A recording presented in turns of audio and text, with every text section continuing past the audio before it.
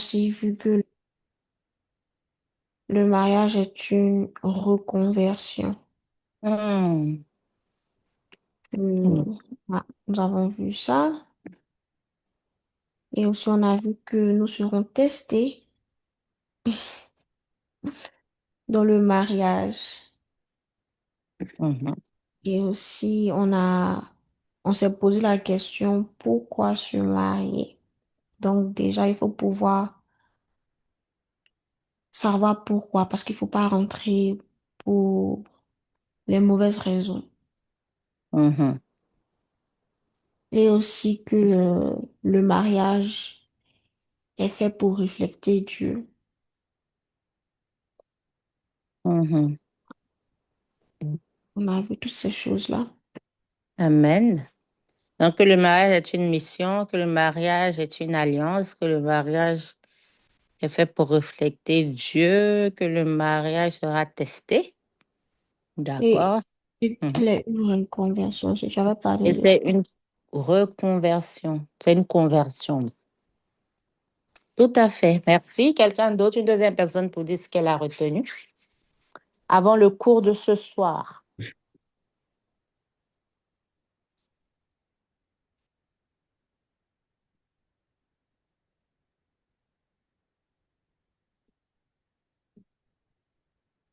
Oui. Bonsoir, Nadine. Bonsoir, Madame Saye. Ah, je l'ai vu, hein. Et Gloria. Bonsoir, souverain. Mhm. Oui, Pardon?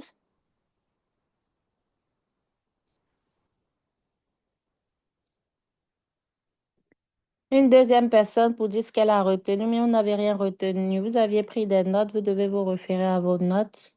Ce que tu dis là, c'est ce que tu gardes. Donc, c'est bien de parler.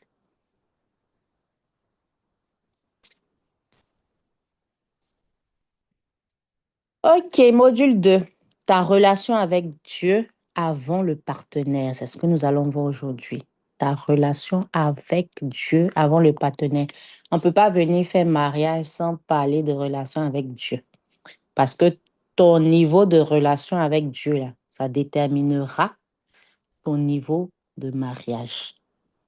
La plupart, pour ne pas dire même toutes, et ça, c'est pas ma phrase, je quote, je cite quelqu'un, je cite mon père qui dit, toute relation qui connaît un divorce, c'est parce que la relation avec Dieu était déjà déconnectée.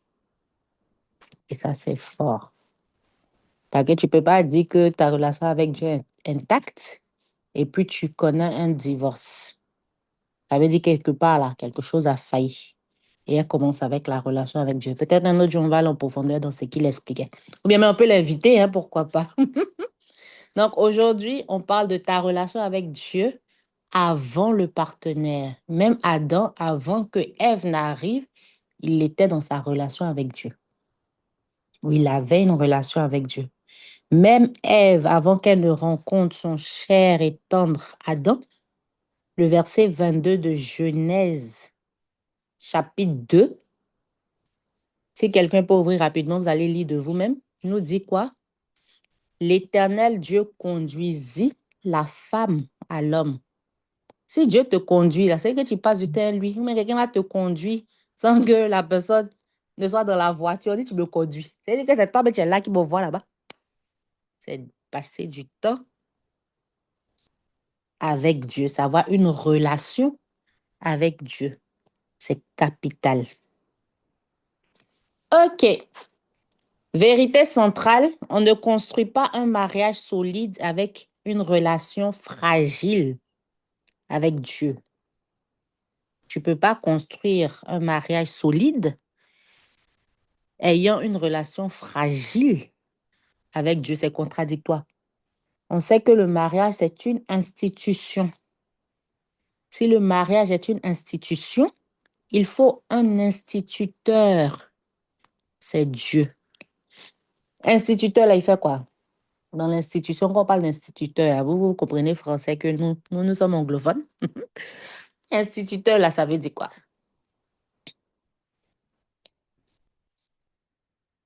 Enseignant. Enseignant. OK. Je pense que c'est une anglophone même qui a parlé. Qui d'autre? Instituteur, c'est qui? Bonsoir. Qui est là? Bonsoir, Madame Saye. Instituteur, c'est quoi? C'est quelqu'un On qui peut dire institue. formateur. Voilà, formateur, oui. C'est quelqu'un qui institue. On peut dire formateur. Oui, oui, c'est ça.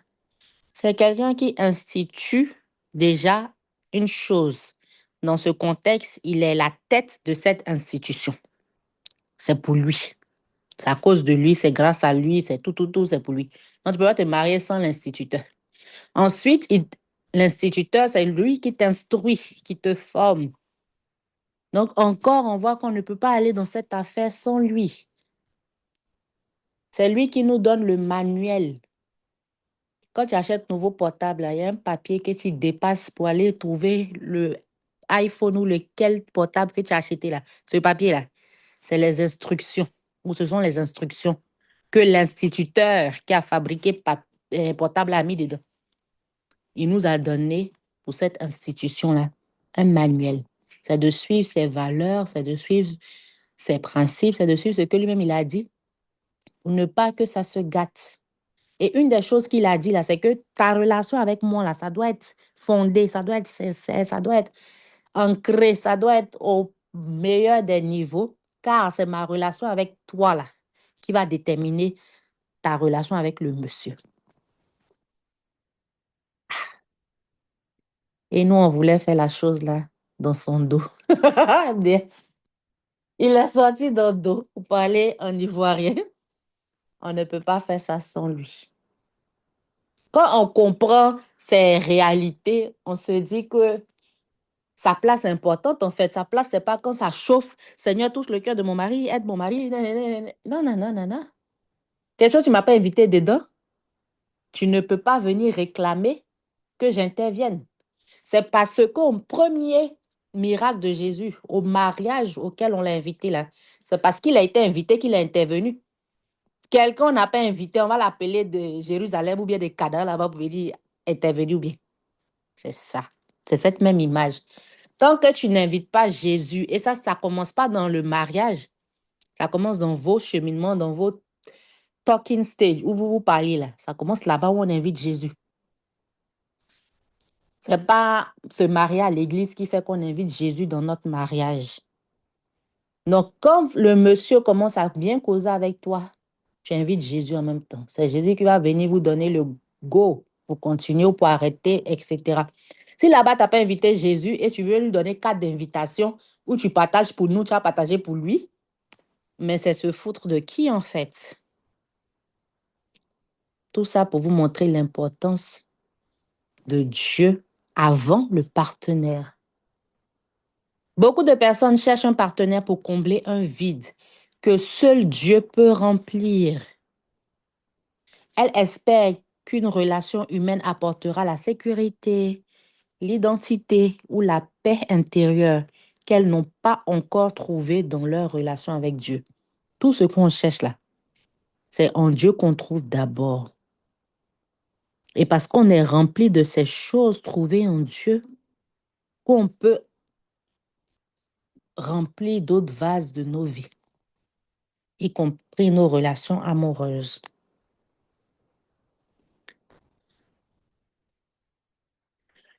Mais lorsqu'un cœur cherche dans un humain, j'espère que vous prenez des notes.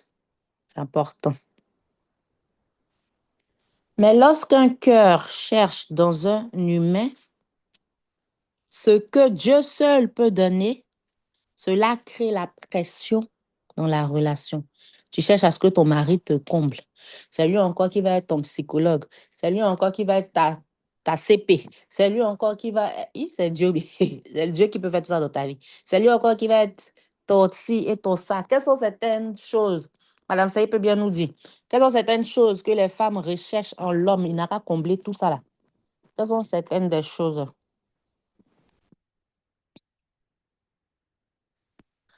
Comme ce que je viens de citer.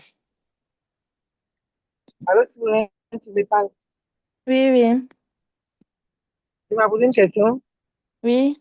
Je demande quelles sont certaines choses que les que les femmes femmes recherchent en peuvent un faire. homme qu'il ne peut pas faire. Mais elles attendent qu'il soit, par exemple, tu attends que l'homme là soit ton CP ou ta CP, ta meilleure amie. Tu attends que l'homme là soit ton Mhm. psychologue, ton docteur. Je te dis Ton... ton complice. Mm. Mhm, Je te dis.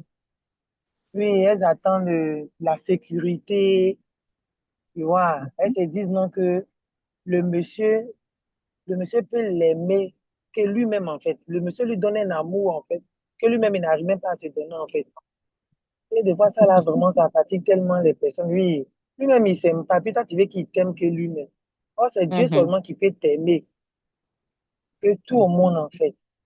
Elle attend aussi que le monsieur, en fait, lui donne, comment on appelle, une stabilité. mhm, Une stabilité. Or, tout ça, c'est un développement personnel que toi-même, tu dois apprendre. Toi, tu dois mhm. avoir tous ces filles. Maintenant, lui, il vient seulement pour compléter peut-être les petits trucs qui restent. Mais le fondement, là, c'est pas lui qui donne. C'est ça. Donc, si toi, femme, tu te maries pensant que quelqu'un va combler tout ça, ma chérie, c'est te tirer une balle dans le pied. C'est pas mieux, tu vas rediriger tout cet amour vers Dieu, vers toi-même, et ensuite vient le reste. C'est pour ça que quand certains mariages ne marchent pas, on dit aux femmes, faut pas mettre ton amour sur le monsieur, il faut mettre ça sur tes enfants. Enfants, là, même tout ça, ça déçoit.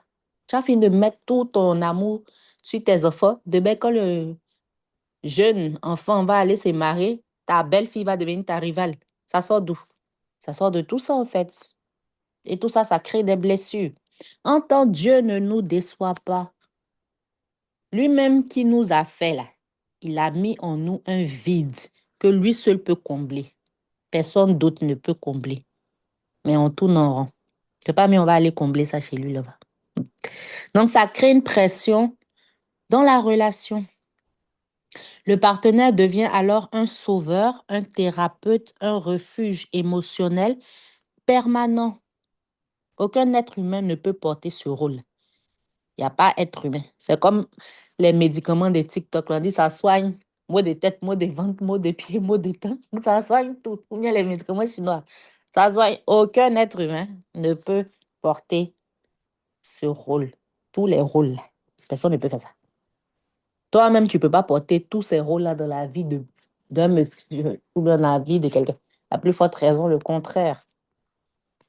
C'est pourquoi la préparation au mariage commence par une question fondamentale. Quelle est la profondeur de ma relation avec Dieu? Ça, c'est votre premier exercice de ce jour. Quelle est la profondeur de ma relation avec Dieu? N'oublions pas, le mariage est temporaire. C'est vraiment temporaire. Tout c'est tralala pour si peu, en fait. Ça ne veut pas dire que ça n'en vaut pas la peine. Si, mais c'est temporaire. C'est, le mariage est garanti, on va dire ça comme ça, à se terminer. Je ne sais pas si je traduis bien dans la langue. Genre, marriage is guaranteed to end. Il y a une garantie sur le mariage à que ça se termine. C'est soit ça se termine par la mort, ce que tout le monde espère. En tant que tu es en train de dire à l'autre, soit tu meurs, soit je meurs, en fait. Mais c'est parce qu'on espère une fin heureuse ensemble et puis à la fin, un de nous va dire. Ou bien ça se termine par le divorce. Mais dans tous les cas, là, le mariage, là, c'est garanti que ça va se terminer. C'est la réalité. C'est parce qu'on nous prêche ou nous enseigne, mais c'est le cas. Et ça ne va pas continuer dans l'éternité. Là-bas, il n'y a pas mariage. C'est ici. Donc, c'est très temporaire. Raison pour laquelle on doit investir dans la relation qui est éternelle. C'est notre relation avec Dieu. Ça, là, ça ne va pas se terminer ici. Ça, là, c'est pas affaire de si toi tu meurs, bien si moi je meurs. Ça va continuer même dans la vie après. Et je joue en fait. Et tout ce qui me préoccupe, c'est porter la bague, porter la robe, faire les photos, couper le gâteau. Ou bien être appelée Madame ci, Madame tant.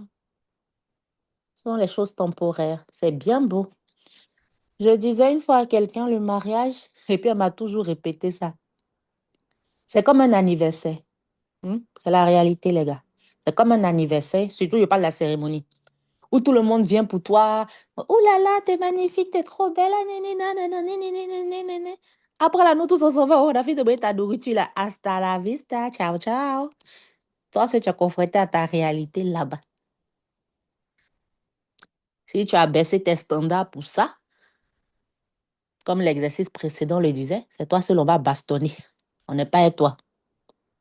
Si tu n'as pas connu ta valeur ni ta relation avec Dieu, et puis tu allais te donner cadeau, c'est toi seul, ils vont maltraiter là-bas, raison pour laquelle tu ne dois pas jouer avec la première relation. On n'est pas posté Genèse 2, verset 22. Là. Ta relation avec ton Dieu. OK. Point numéro 1. La priorité spirituelle. La priorité spirituelle.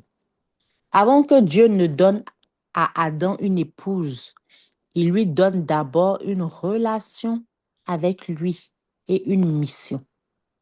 Si Dieu même là, il a fait les choses comme ça, c'est parce que c'est la structure à avoir.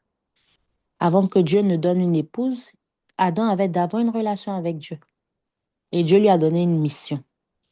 Dans le récit de la création, Adam est déjà en communion avec Dieu avant l'apparition d'Ève.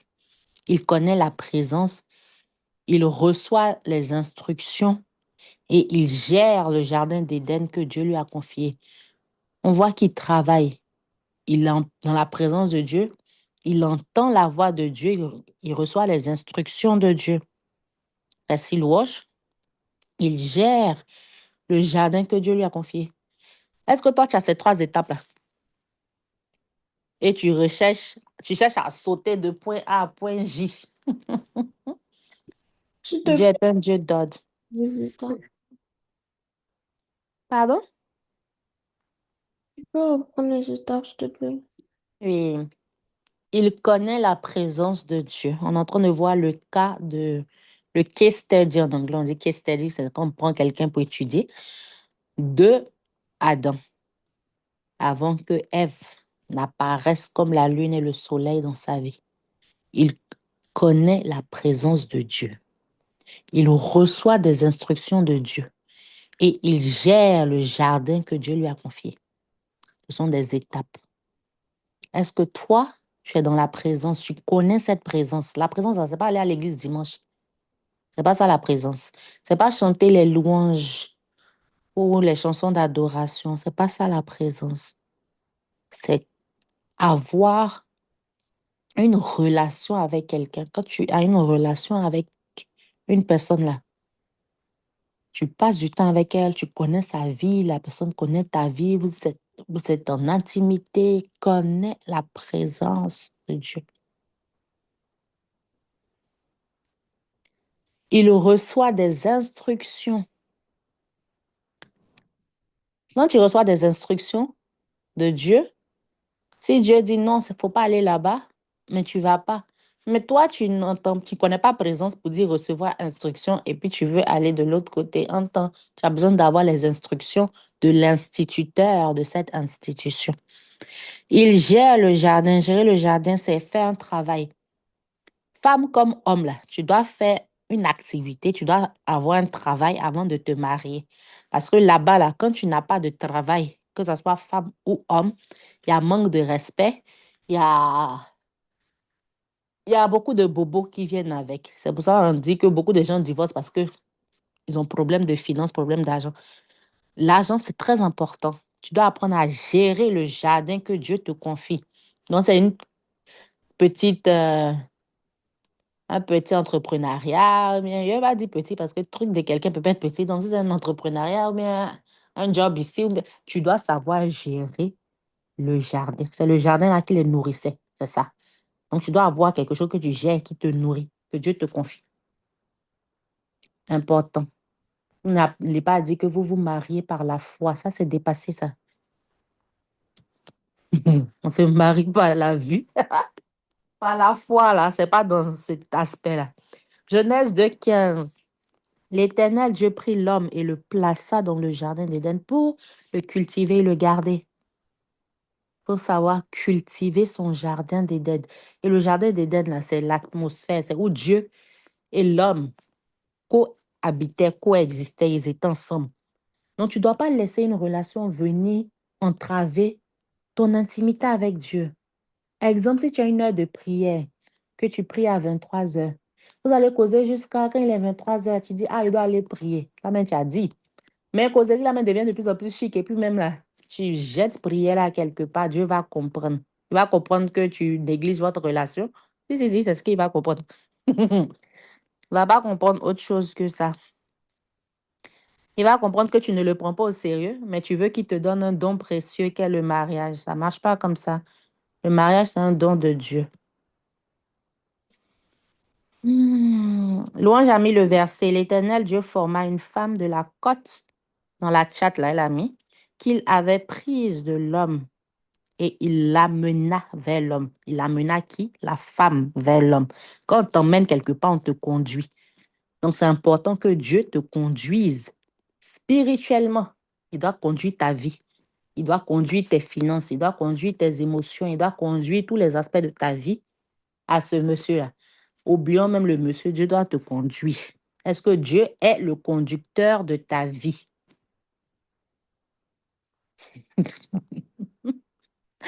C'est pas Yogo, il va te déposer quelque part. Non, non, non, il doit conduire toute ta vie. C'est important. Adam n'était pas vide. Vous allez poser vos questions, préparez-les. Adam n'était pas perdu. Il n'était pas en train de chercher quelqu'un pour donner un sens à sa vie. Beaucoup de femmes se marient espérant que l'homme va donner un sens à ma vie. Hey! Il va donner un sens à ta vie. Comment en fait? C'est Dieu qui donne un sens à nos vies. Lui, il est qui? Donc, si lui n'est plus dans ta vie n'a plus de sens. Pourquoi donner ce pouvoir à un être humain comme toi, qui est changeant? La Bible dit le cœur de l'homme est quoi même? Genre, ça passe à gauche, à droite, c'est pas stable. J'ai oublié un peu comment le verset se présente. Pourquoi confier ta vie à quelqu'un? Vraiment, c'est grave, hein? Donc, faut que ça soit Dieu qui donne un sens à ta vie. Mm. Et Dieu a donné un sens Eh, à ta vie. Oui, Amen. oui, Madame Saye.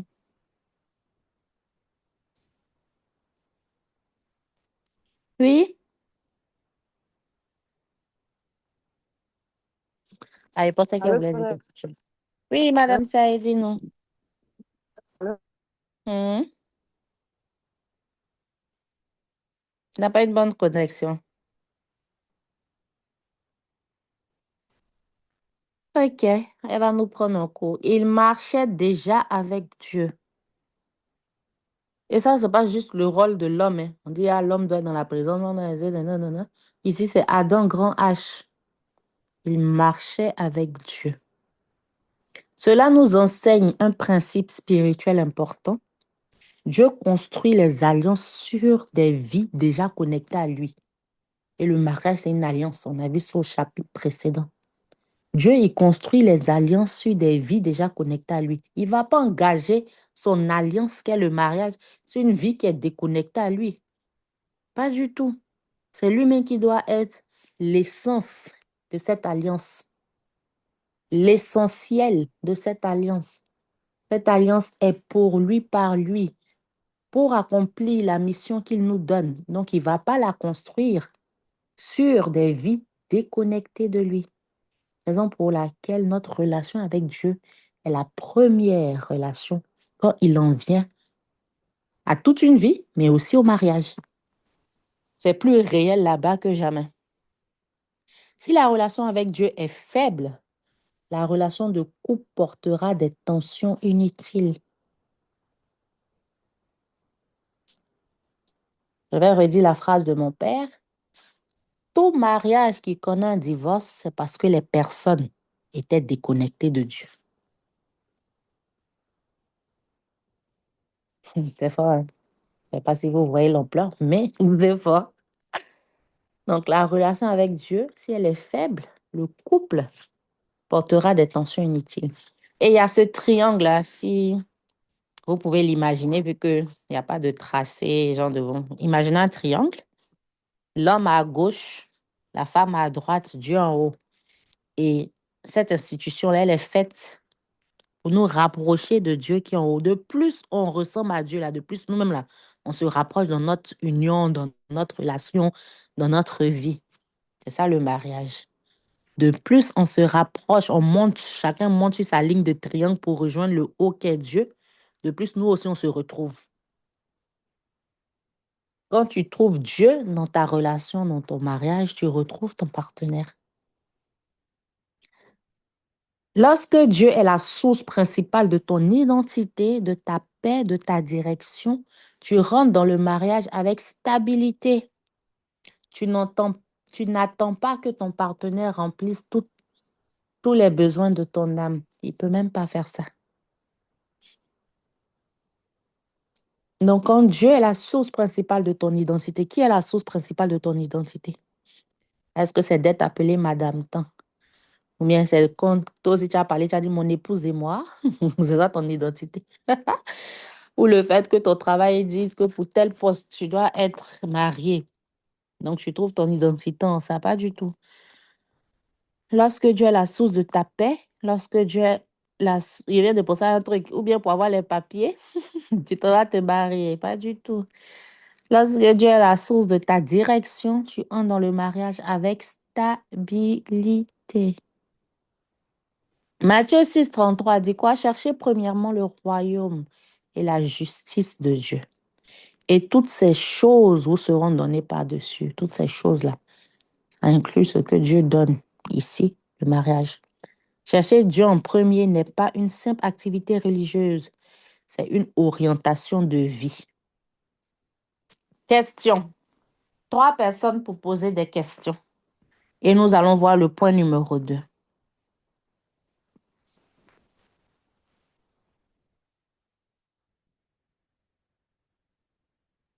Oui,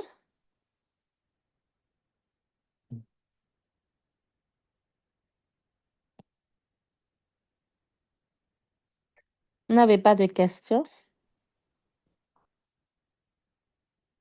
Jeanne, est-ce que tu as une question? Salut Gloria, salut Yann. Cédric.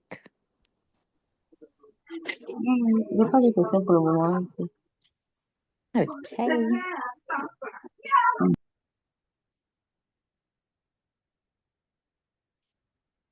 OK, on va continuer si vous n'avez pas de questions.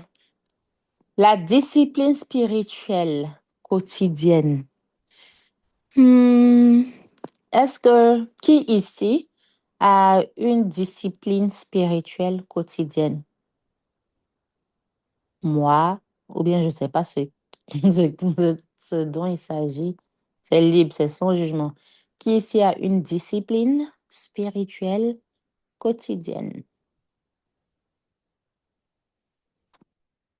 Pour ceux qui... Vous pouvez mettre la main dans, dans la chat.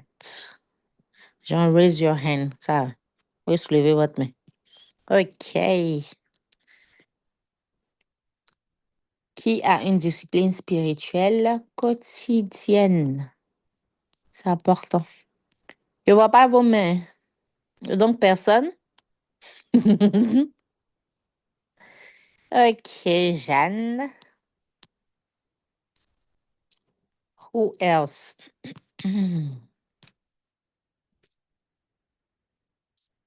Maintenant, si tu n'en as pas, qu'est-ce qui t'empêche d'en avoir? On va essayer de trouver des solutions pratiques. Une relation profonde avec Dieu ne se construit pas seulement lors des moments difficiles ou pendant les services d'église. Elle se développe dans la constance.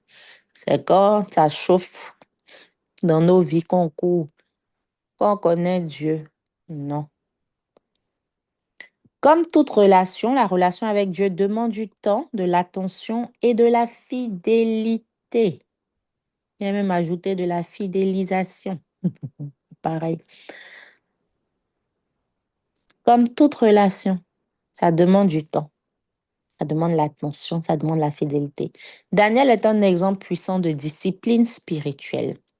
Daniel 6, 10. Daniel se mit à genoux. Il pria et loua son Dieu comme il le faisait auparavant 3 fois par jour. Chic Daniel. 3 fois par jour, il se met à genoux.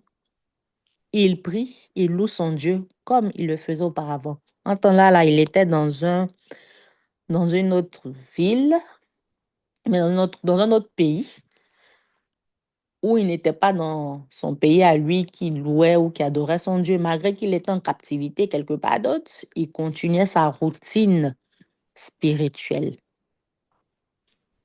Daniel ne priait pas seulement en crise, la prière faisait partie de sa vie quotidienne. Est-ce que la prière fait partie de ta vie quotidienne ou tu attends les moments de crise?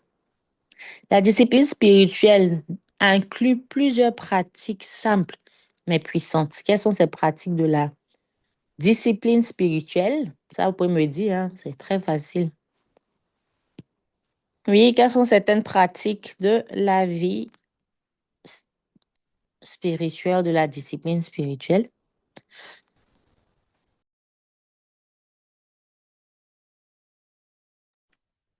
La prière. Ah, Oui, d'accord. Jeanne, dis-nous. Je voulais Oui. dire la prière, la méditation, la lecture biblique, la méditation, tout ça. Mhm. C'est ce que je voulais Merci. ajouter. Souvent Merci. aussi, bon, les jeunes personnels, des Mhm. trucs comme ça. C'est dit. La prière n'est pas seulement demander des choses à Dieu, c'est un dialogue, une communion, un moment où l'on expose son cœur. La prière, c'est important, ça fait partie de cet exercice-là. La prière, c'est un portal, je pense que je disais ça dans le challenge. Un portal, là, c'est comme un portail. Vous voyez, quand on regarde les films galactiques, là, les nuits s'ouvrent, ça fait rond, rond, rond, bleu, bleu, ça crée un portal entre cette dimension et l'autre dimension. C'est la prière là qu'elle est là, c'est ton superpower. Ça crée un portail entre l'éternité et le temps, hmm, où on décrète des choses et ça nous dévance dans l'avenir. C'est la prière. C'est un dialogue. On parle à notre Père qui est dans les cieux. Point numéro 2, la méditation de la parole. Josué 1,8 dit que ce livre de la loi ne s'éloigne point de ta bouche. Médite-le jour et nuit. Hmm. Jour là, mais c'est difficile, mais ils ont ajouté nuit pour jour et nuit. Et méditer, c'est quoi? C'est pas lire, sinon ça n'est pas différent. Mais c'est lire, répéter, réfléchir dessus, ruminer, penser à ça dans la journée, reproclamer ça. Un exemple, c'est mémoriser, même je vais ajouter. Un exemple, c'est si tu lis Psaume 27 qui dit L'Éternel est ma lumière et mon salut, de qui aurais-je peur? Tu penses à ça, tu penses à ça. L'Éternel est ma lumière et mon salut, de qui aurais-je peur? Et ça fait que ça va rester dans ta tête. L'Éternel est mon soutien, ou est le soutien de mon cœur, de qui aurais-je crainte? Tu regardes, tu imagines, tu médites. On dit qu'il faut méditer jour et nuit pour prospérer. Oh. Voici le secret. La méditation biblique transforme la manière de penser. Pourquoi? Parce que quand tu vas réfléchir dessus, tu vas répéter ça, tu vas commencer à penser différemment. Parce que la parole, là, va illuminer ton esprit. Tu vas voir les choses selon sa parole. Si quelque chose veut t'effrayer dans ce contexte, l'Éternel est ma lumière. Non, mais si tu marches dans les ténèbres, voici lumière pour toi. Et mon salut. Salut, c'est quoi? C'est quelqu'un qui te sauve. C'est pour ça que Jésus est notre salut. De qui aurais-je peur? Il n'y a pas aucun. Il faut méditer la parole. Qui médite la parole ici ou bien vous la lisez seulement? À partir de cette semaine, vous devez apprendre à la méditer. Tu lis, tu relis, tu fermes tes yeux, tu répètes ce que tu as relu. Donc, pour commencer, tu peux prendre un verset ou même une phrase. Il n'y a pas d'excuse. Si tu veux, il faut prendre un mot. Pour ne pas avoir d'excuses. C'est sa parole qui transforme. Si sa parole a pu créer tout l'univers qu'on voit là, qu'est-ce que sa parole ne peut pas changer dans ta vie lorsque tu la fais rentrer dans ta vie?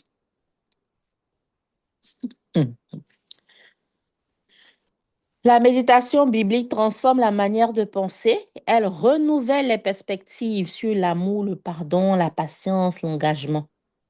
Donc, ça va faire que parce que tu médites ou que tu pries, pas ou que, et que tu pries, et tous les autres qu'on va voir, tu as déjà développé cette discipline-là. Demain, là, tu vas continuer à faire ça avec ton mari, avec tes enfants, dans ta vie. Ce sont des skills que tu apprends et que tu continues de déployer. Même après cette saison. Si tu n'as pas prié, médité dans cette saison où tu es seul, là, c'est demain avec bébé, non, non, non, non, il faut que ça soit une routine qui, qui soit ancrée en toi. Sinon, ça sera difficile. Tu ne pourras pas faire. C'est pour ça qu'il faut faire ça maintenant. La reconnaissance et l'adoration, c'est le troisième. Apprendre à remercier Dieu pour ce que l'on a déjà construit, une attitude de paix et de confiance. Apprendre à remercier Dieu pour ce que l'on a déjà construit, une attitude de paix et de confiance.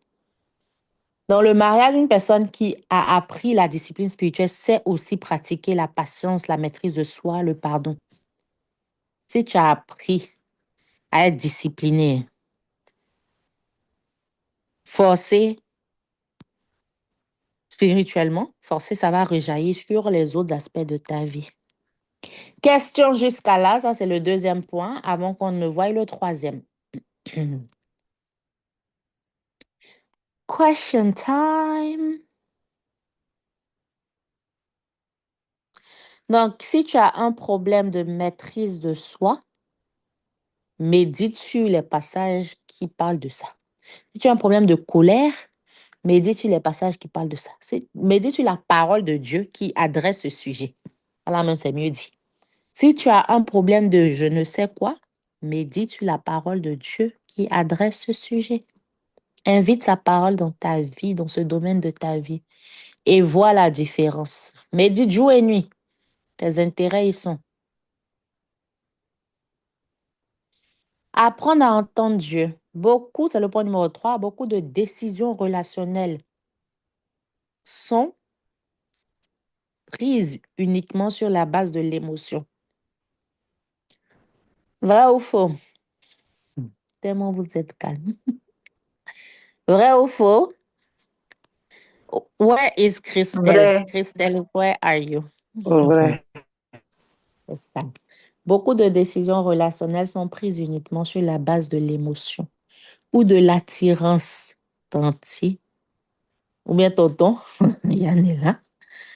Sur la base de l'attirance ou bien de l'émotion, ça va te laisser en route, hein. Pourtant, la Bible montre que Dieu guide aussi dans les choix de vie importants.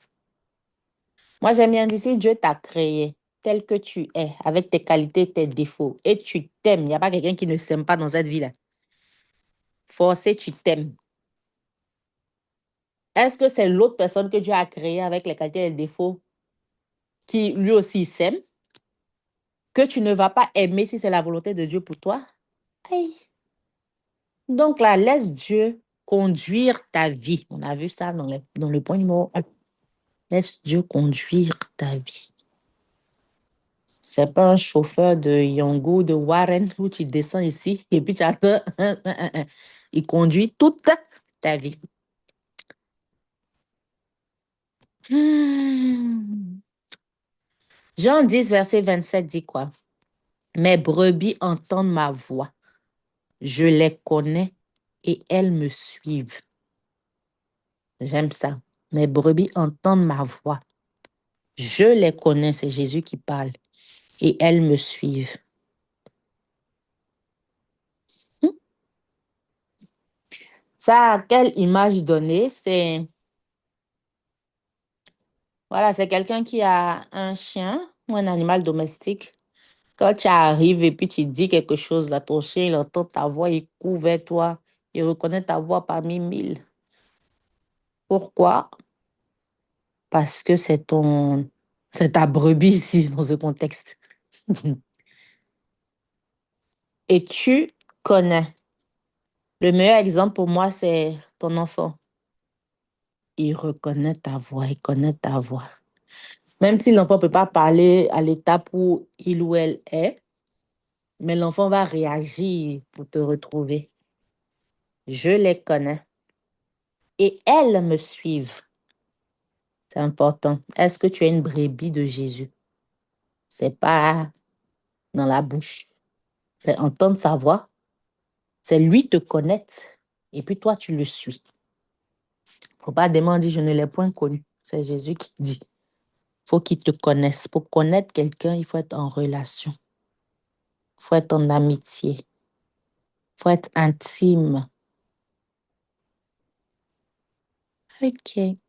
Entendre Dieu ne signifie pas forcément entendre une voix audible. Très souvent, Dieu parle par plusieurs moyens. Et le moyen le plus fiable, c'est sa parole. Donc, tout ce que tu entends, il faut que la parole de Dieu confirme ça.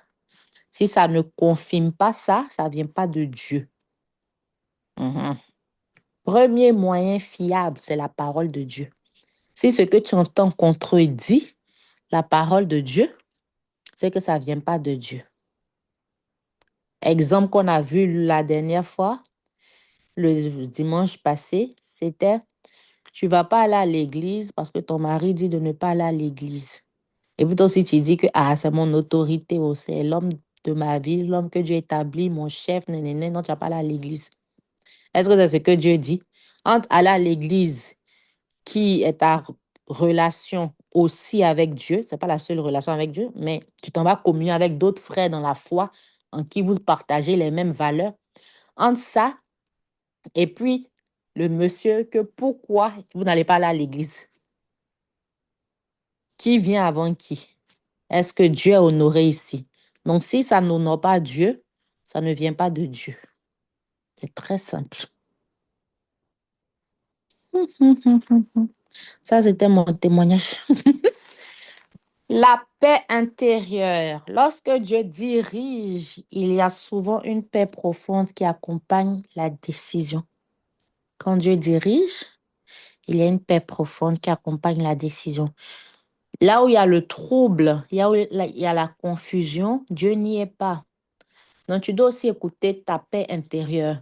Qu'est-ce que tu ressens par rapport à cette personne? Tout le monde dit non, faut faire, faut aller. Mais non, tu sens pas, tu sens pas. Pourquoi tu vas te laisser influencer par le tout le monde? Toi, si tu iras là-bas, tout le monde va te laisser.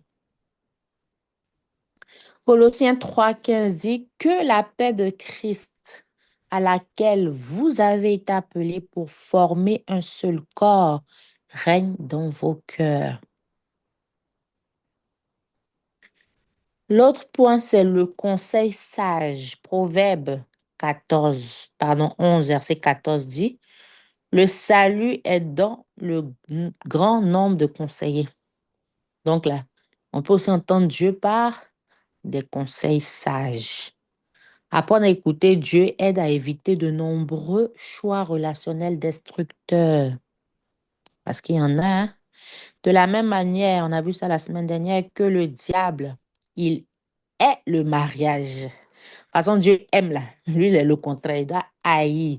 Donc, tout ce qu'il va faire pour créer le désordre là-bas, la zizanie là-bas, les mauvais choix là-bas, il va faire. Raison pour laquelle on ne doit pas être attiré par le physique. Il a de beaux yeux. Depuis quand beaux yeux fait mariage? Ou bien elle est en forme d'elle en pime. Depuis quand femme fait mariage? Ou bien il a la taille. Sa taille là va tailler les choses là-bas.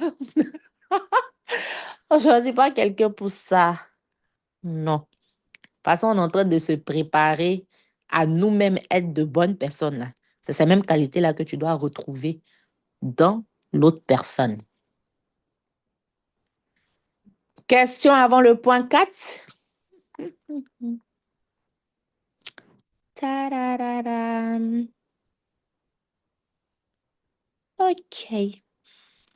Guérir ou la guérison de l'image de Dieu. Ça, c'est un point très important. Pour certaines personnes, la relation avec Dieu est compliquée parce que leur perception de Dieu est influencée par leur histoire personnelle. Donc peut-être c'est pour ça que tu n'y arrives pas. Ta relation avec Dieu, là, c'est peut-être influencé par une histoire personnelle. Donnez-moi des exemples avant que moi je vous en donne. Comment est-ce qu'une histoire personnelle peut influencer ta relation avec Dieu?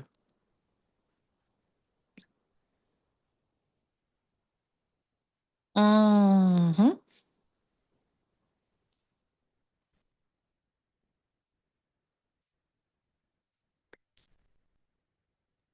Alors, Souveraine, Oui, Madame Saye. tu peux reposer ta question, s'il te plaît. Oui. Comment Je dis, l'électricité est en train de... hey, Yako. Je dis, pour certaines personnes, la relation avec Dieu est compliquée parce que leur perception de Dieu est influencée par leur histoire personnelle. Donc, je demandais quels sont des exemples d'histoires personnelles qui peuvent influencer notre perception de Dieu, ce qui fait qu'on n'arrive pas à s'approcher de lui ou bien à avoir une relation avec lui à cause des histoires personnelles que nous-mêmes on a vécues dans nos vies et ça devient un frein.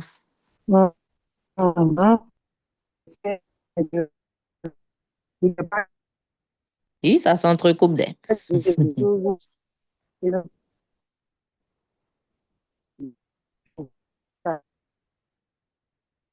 On n'entend pas ce que tu dis. Oh.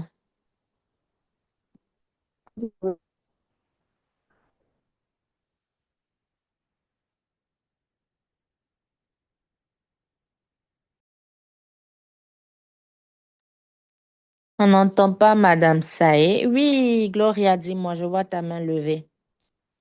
Ou bien c'est.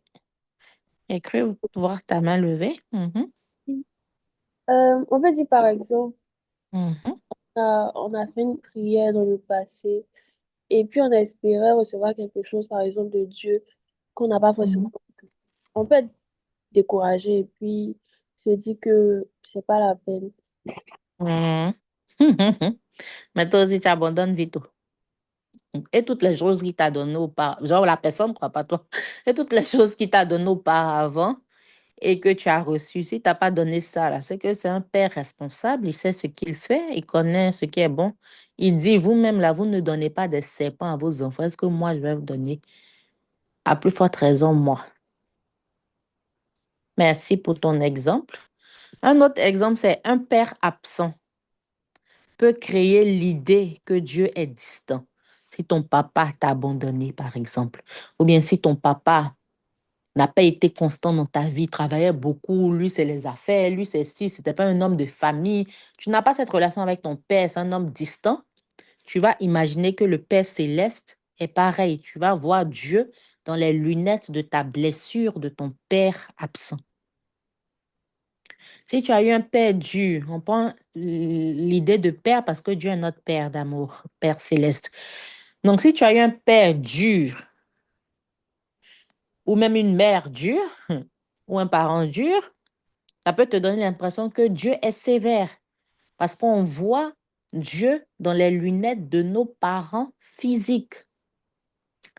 De la même manière, si tu as eu un père aimant, un père qui te gâte, un père qui s'occupe de toi, un père, si tu as une fille à papa, c'est comme ça que tu vas voir Dieu. C'est pour ça que si notre histoire personnelle est erronée, il faut la confier à Dieu, briser, guérir de l'image qu'on a de Dieu. Parce que Dieu n'est pas un homme pour mentir, ni le Fils de l'homme pour se repentir. C'est Dieu, l'auteur de toutes choses. C'est pas camarade de quelqu'un pour parler en ivoirien. C'est Dieu qui est en haut, c'est nous en bas. Si Dieu t'a mis sur cette terre, aujourd'hui tu t'y plais, il a un plan pour toi. Non, c'est pas pour te maltraiter ni pour te faire souffrir. Tu dois avoir une bonne conception de Dieu. Un autre point, c'est une enfance marquée par l'abandon peut créer une peur d'être rejeté par Dieu. Donc, toi, tu ne veux pas te rapprocher de Dieu parce que quand tu vas lui demander les choses, il ne va pas faire. Je vous donne un exemple. C'est une personne qui s'est confiée à moi me disant qu'elle, là, elle doit toujours jeûner, toujours prier, se mettre à genoux pour que Dieu exauce sa prière. Tant qu'elle ne s'est pas mise à genoux, là, c'est comme si du genre, il ne va pas lui répondre. Je lui ai dit, elle a une mentalité d'orpheline et non de fils ou de fille du royaume. Quand tu te dis que tu n'appartiens pas, que tu es orpheline, tu es un enfant de dehors, tu es un enfant bâtard, un enfant rejeté, c'est la mentalité, il faut toujours supplier. Mais quand tu te dis que c'est dans ton droit, en tant que fils de Dieu, en tant que co-héritier avec Christ, mais il y a des choses que tu actives. Un instant.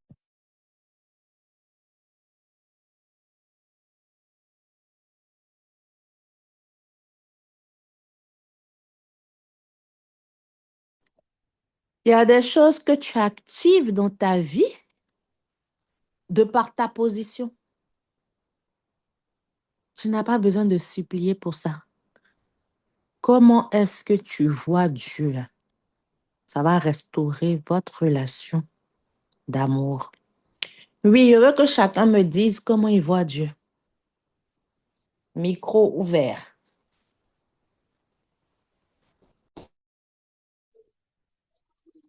Je commence. Ok, Moi, je Jeanne, peux, dis-moi. Mhm. moi, je vois Dieu comme un père. En tout cas, avec l'expérience que j'ai eue avec lui, j'ai connu son côté de père. Parce que c'est ce que j'ai expérimenté avec lui. Donc, ça veut dire que cette manière même de faire, je sais pas comment on a dit, protocole, je sais pas trop comment faire. Je sais pas faire ça. Dès qu'il m'assoit devant ma vie, il dit, tu sais, je suis ton enfant.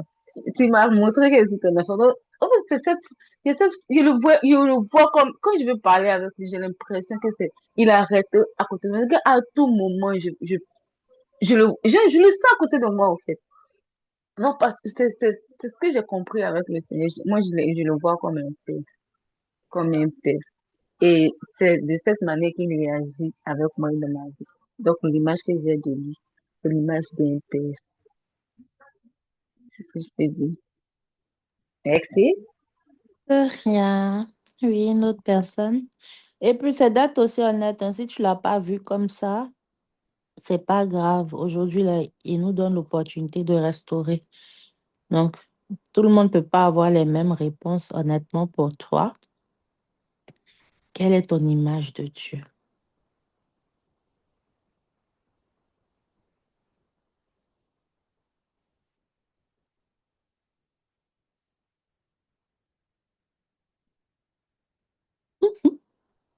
Ou bien vous voulez écrire ça en inbox. Parce qu'on ne vous parlez pas. Moi, je dis mon image de Dieu alors que vous réfléchissez. Ok, quelqu'un veut parler, oui, louange. Oh, vas-y. Non, on veut vous entendre. Oh, j'allais aussi dire père, de la Mhm, manière il s'occupe comme un père. Je vais aussi dire ami, parce mhm, qu'il n'y a pas forcément vraiment de protocole, hein. mhm, C'est un ami fidèle, il est prêt, il écoute. Je veux aussi dire sauveur pour le sacrifice qui a été mis pour moi à la croix. mhm. Je veux dire rédempteur. Je veux dire plusieurs choses, mais je vais laisser. Merci. Oui, qui est là?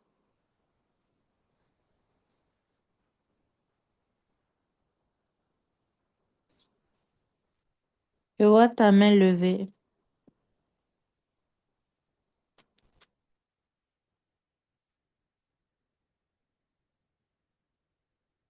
Ok.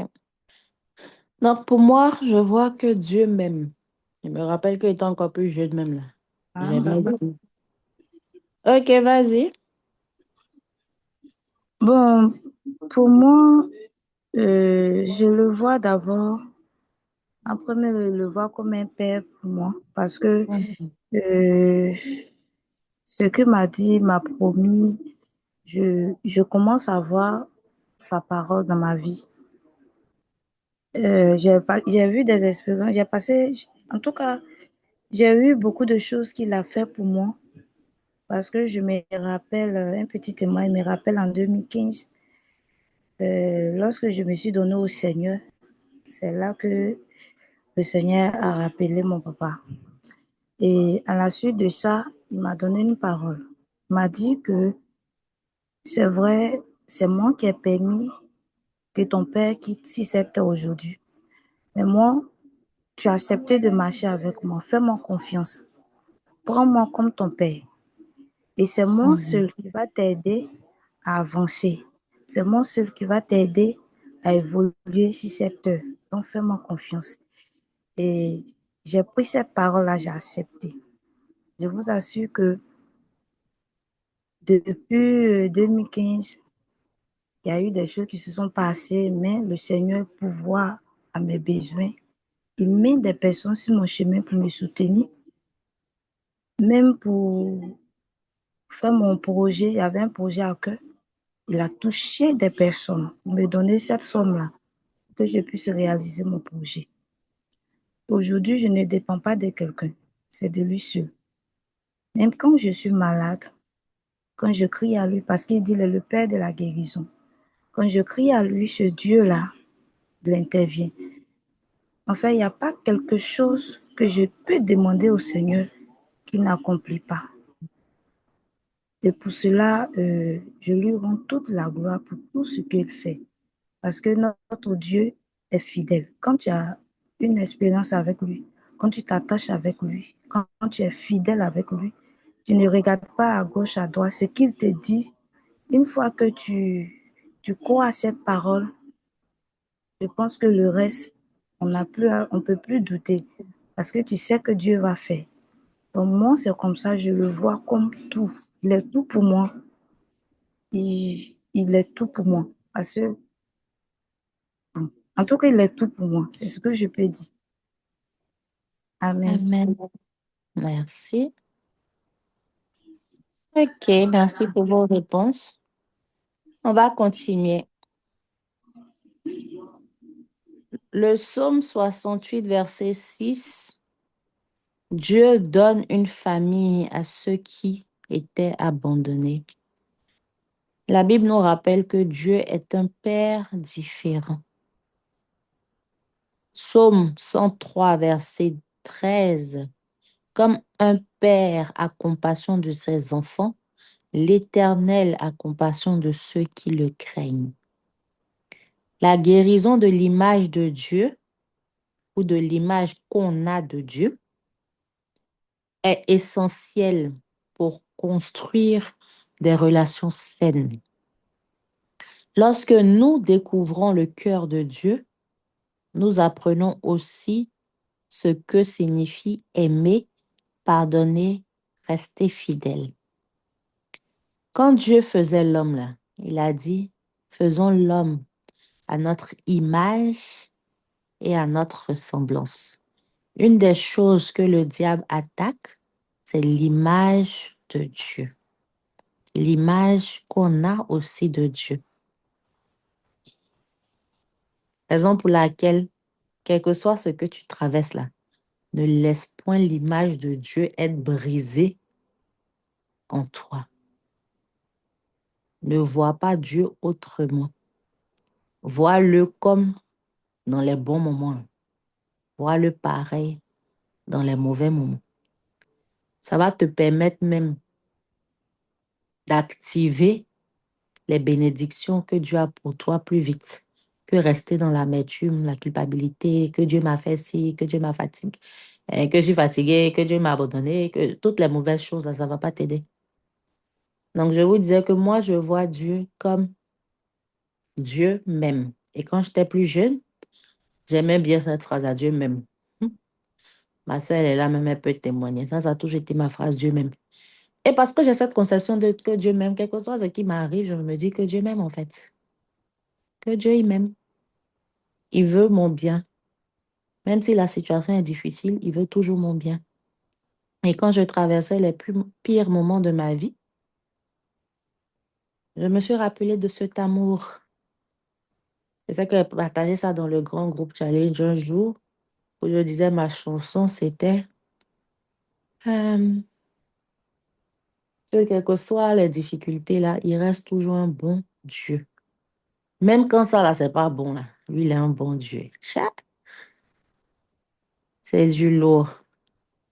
Mais c'est ta conception que tu as de Dieu là qui va attirer les choses vers toi. Faut jamais, au grand jamais, régner Dieu, maudire Dieu, comme ce que la femme de Job lui a dit, maudit Dieu et meurt. Mais quand tu as mouru là, tu allais retrouver qu'il est là. Faut jamais, au grand jamais, dire des choses contre Dieu. C'est ce que le diable veut t'emmener à faire. Même s'il t'a pas délivré, c'est ça qui est quoi? Continue de l'aimer. Je ne sais pas si vous connaissez ce chant qui dit, j'ai décidé de suivre Jésus.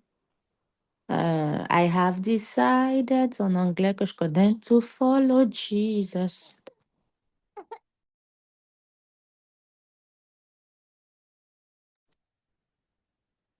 On est en train de dormir.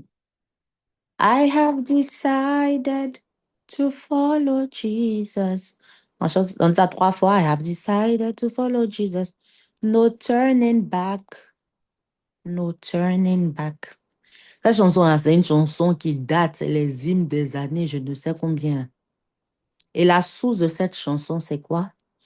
C'est qu'il y a selon l'histoire aussi, il monte la moi aussi, moi. Mais je pense pas qu'il monte, je sais pas. Selon l'histoire, c'est que hmm, il y a un Indien, un Asiatique ou bien je sais pas quoi. Ils sont allés évangéliser.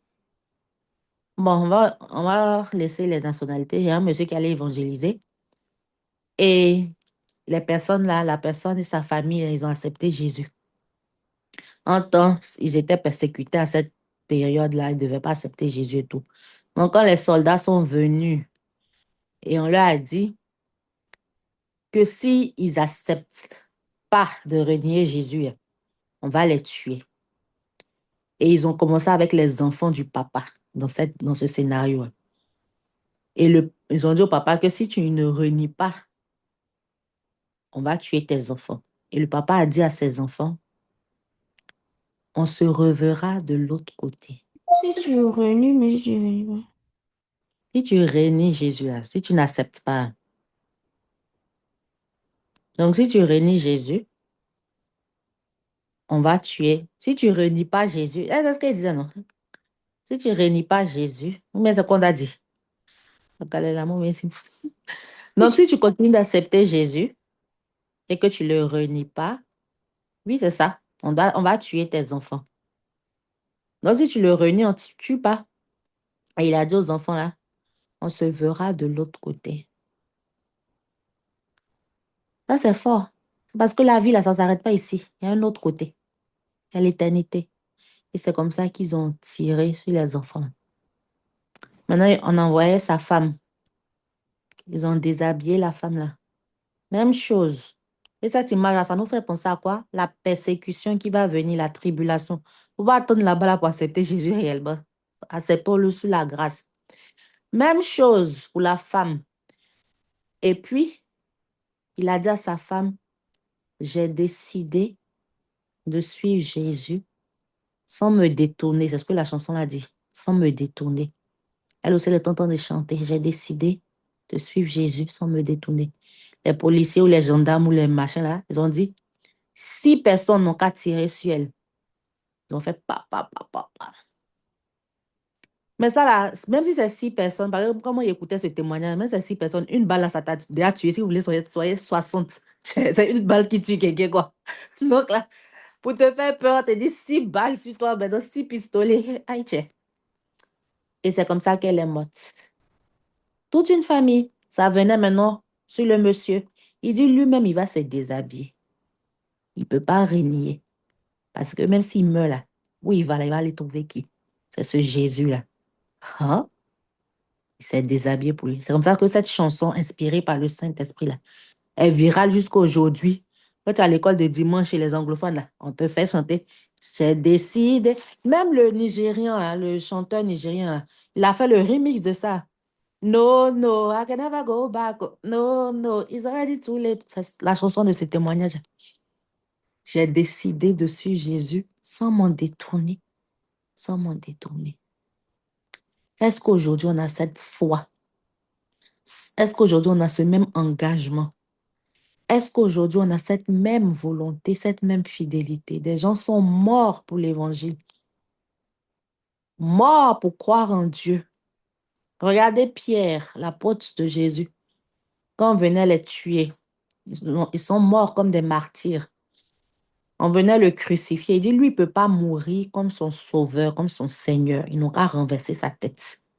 Le sang va passer dans sa tête pour mourir. Hmm.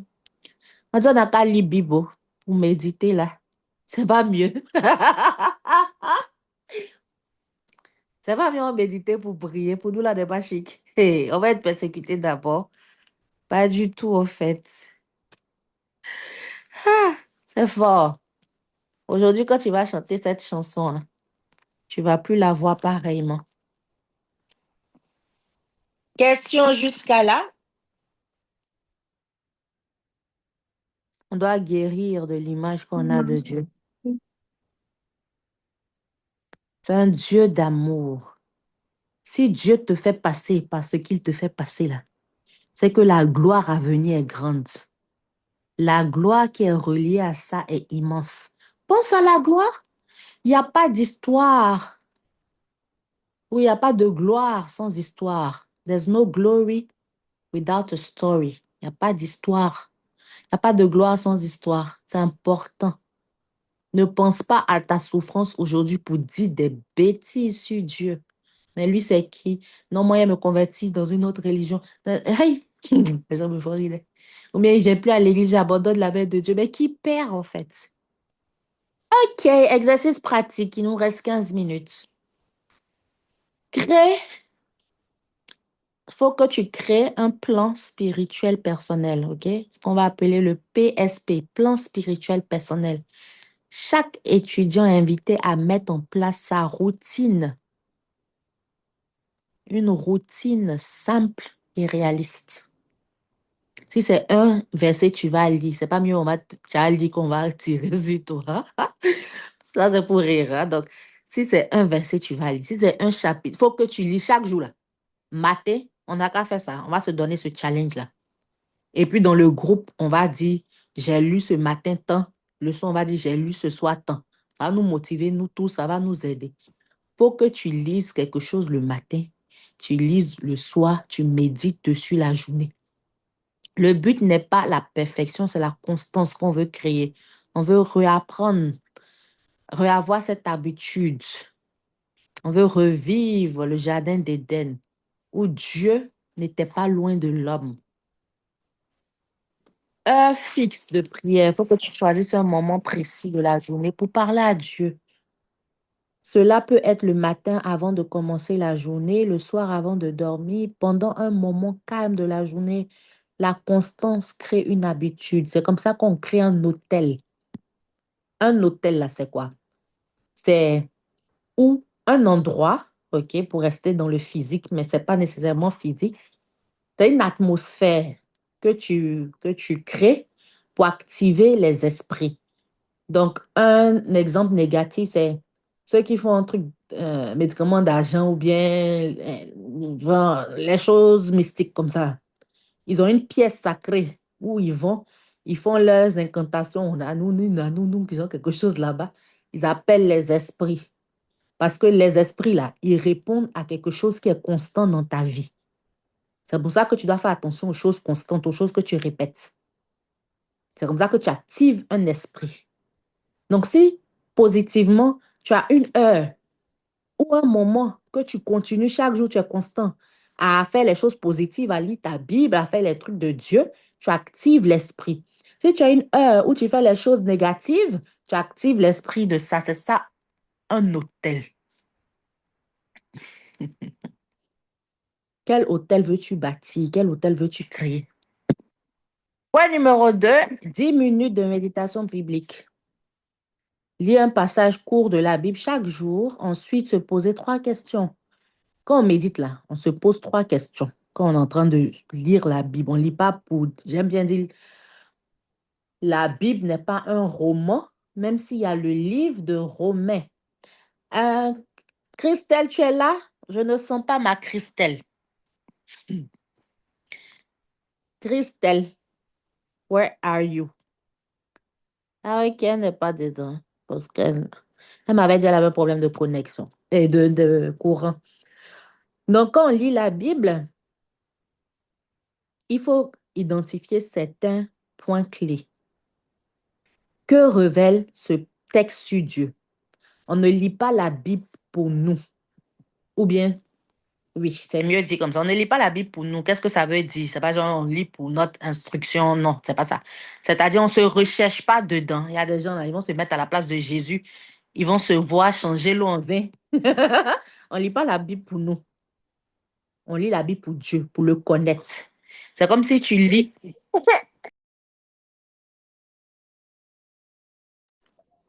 C'est comme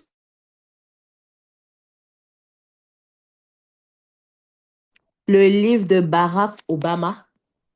Tu es en train d'apprendre à connaître l'auteur. Il va te parler de sa biographie, qu'est-ce qu'il a fait, qu'est-ce qu'il a vu. La Bible, c'est la biographie de Dieu. Donc, quand on lit là, on doit relever dans le texte ce qu'on apprend sur Dieu. Même quand tu lis David ou bien peu importe, tu dois voir Dieu dans la situation et non toi qui es David qui tue les Goliaths.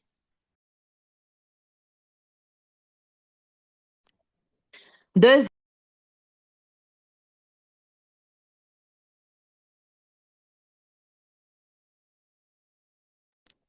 deuxième, c'est que révèle ce test sur moi. Quand tu as fini de voir pour Dieu, là, c'est bon, c'est bon, c'est bon. Tu dois voir aussi pour toi. Troisième, comment puis-je appliquer ce principe aujourd'hui?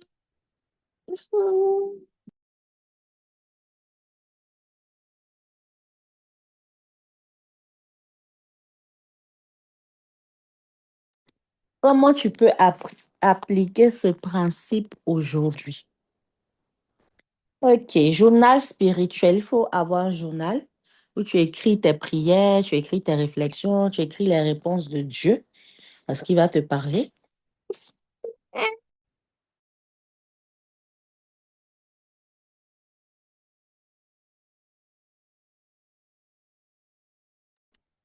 Les choses pour lesquelles on est reconnaissant, on les marque dans le journal. Comme ça, demain, quand tu vas revenir, tu vas dire, hi, j'avais prié pour ça, voilà ce que Dieu a fait. Tu vois ses bontés, ses fidélités.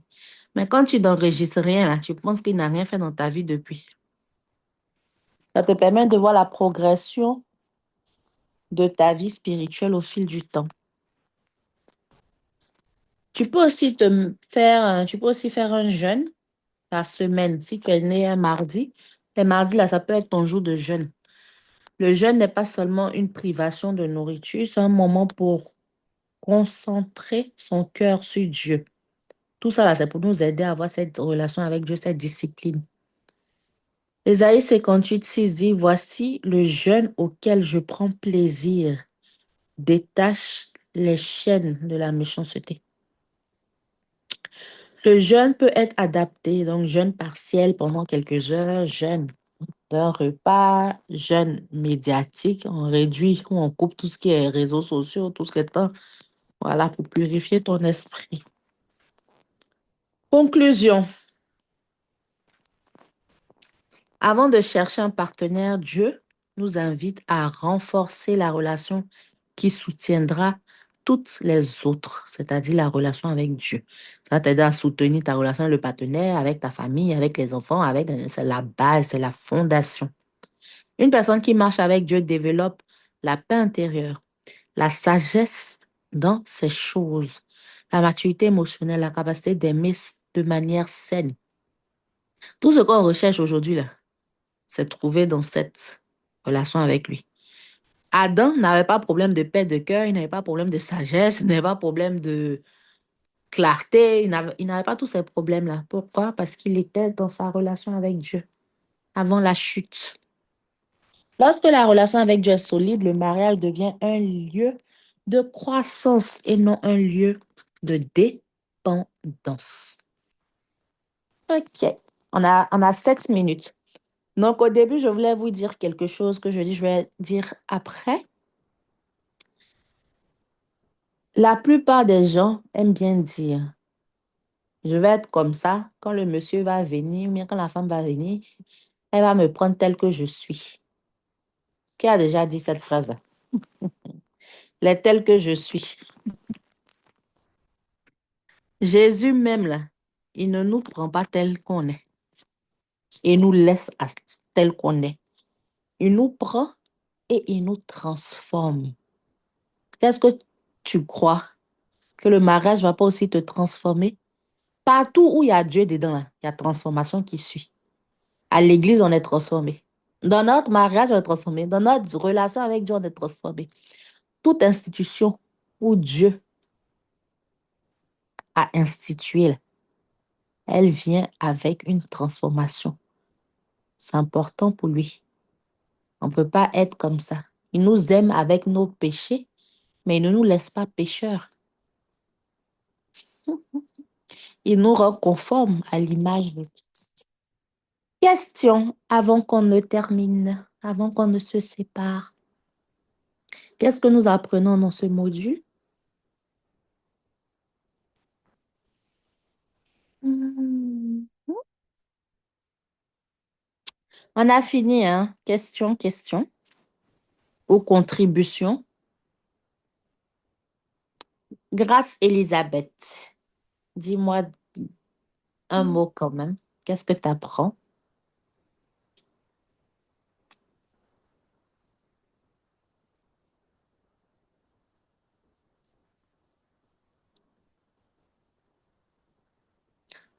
Allô, voici what t'as fait aussi.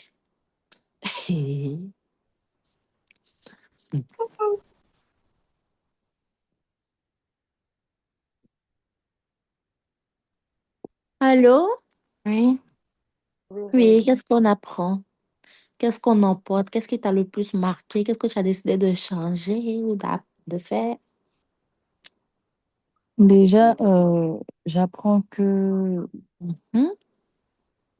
avant de se mettre avec une personne, faut s'assurer d'être en, d'être vraiment connecté avec Jésus. C'est ça. Faut pouvoir être plein d'amour parce que, comme on le dit, si tu aimes Jésus, si tu aimes Dieu, tu auras cette facilité-là en toi d'aimer les autres personnes qui t'entourent. Mhm. Savoir gérer tes émotions, tes pulsions face à certaines situations. Mhm. Et avoir une connexion avec Jésus, ce n'est pas seulement partir à l'église ou prier avant de dormir ou prier avant de manger. Mhm. Créer une habitude, c'est-à-dire prendre 1 heure de la journée pour pouvoir consacrer ça à Jésus. Faire une petite méditation, même si c'est 30 minutes, même si on a beaucoup d'activités à gérer, juste 30 minutes qu'on Mhm. consacre vraiment à Jésus. On prie sincèrement, on lit un message sur lequel on médite. Et peut-être, même si on n'arrive pas à comprendre ce verset ou ce message, on peut demander à d'autres personnes. Mais déjà, prendre le temps de prier et demander au Saint-Esprit de nous aider à comprendre le message. Mhm. Et ça sera vraiment facile pour nous de pouvoir être avec une autre personne, de sorte à ce que s'il y a un problème dans notre relation, on demande à Jésus de nous aider Mhm. dans la façon de gérer la relation ou le problème en question. Demander l'intelligence et la sagesse, parce que c'est très important. Il y aura forcément des disputes, il y aura forcément des difficultés. Et il y aura forcément des incohérences dans la façon de voir les choses, d'appréhender certaines choses. On ne doit pas s'attendre à ce que notre partenaire, parce que on a dit c'est notre partenaire, donc forcé, on doit être d'accord sur tout non. Parfois, l'autre va dire non, tandis que nous, on dira que c'est oui. Et si nous aimons Dieu, nous avons l'amour de Jésus en nous, nous avons la présence du Saint-Esprit à côté de nous, on va pouvoir comprendre cette personne. Déjà, même essayer de comprendre la personne, pourquoi elle dit non. Est-ce que peut-être c'est moi, je suis en erreur en disant oui et tout. Donc, avoir une bonne relation avec Jésus est très important avant de se mettre dans une relation avec une autre personne. C'est ce que j'ai retenu. Waouh! Donc, tu avais tout ça en toi et puis tu allais dormir avec quoi? Non. C'est bien dit, j'apprécie. Tout à fait. Ok, il nous reste 2 minutes. Nous allons prier. Nous allons demander à Jésus de prendre la place qui lui est due dans nos cœurs, la place qui lui revient, la place de roi. Prions.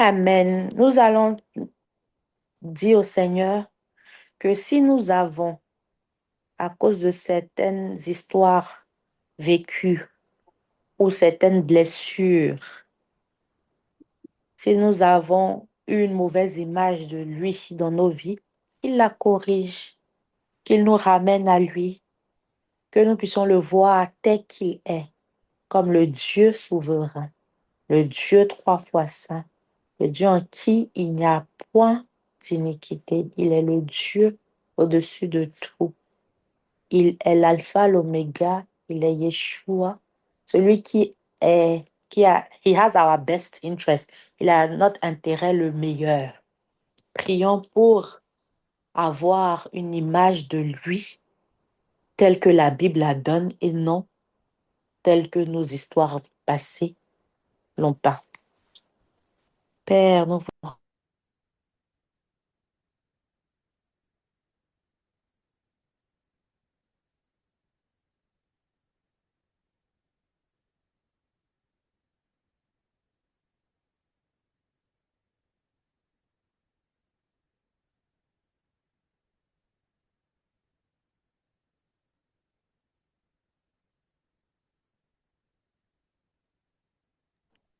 troisième sujet qui nous permet de rester constant dans notre marche avec lui. On a compris aujourd'hui qu'il n'y a pas de relation hors de Dieu si on n'a pas bâti notre relation avec Dieu d'abord. Qu'il nous aide à bâtir notre relation avec lui, à être constant dans notre marche, dans notre lecture, dans nos méditations, dans nos moments de prière, dans tout ce qu'on a vu, qu'il nous aide à bâtir l'autel qui le glorifie. Prions.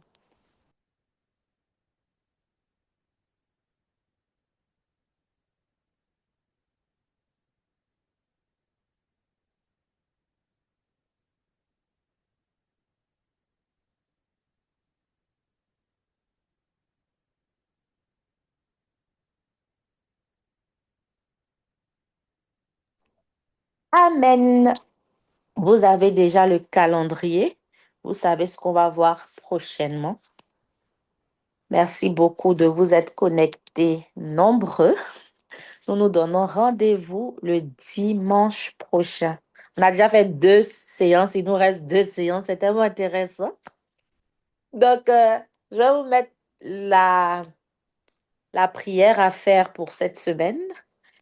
Et puis aussi les exercices, c'est important. Vous devez faire les exercices. Quelqu'un ne va pas faire pour vous. C'est vous-même qui vous connaissez. C'est vous-même qui devez faire le travail avec le Saint-Esprit, faire ressortir tout ce qu'il faut sortir, construire tout ce qu'il faut construire en vous pour cette prochaine phase de vie. Shalom chez vous, que Dieu vous bénisse. Je vous aime tous. Dieu nous aime encore plus.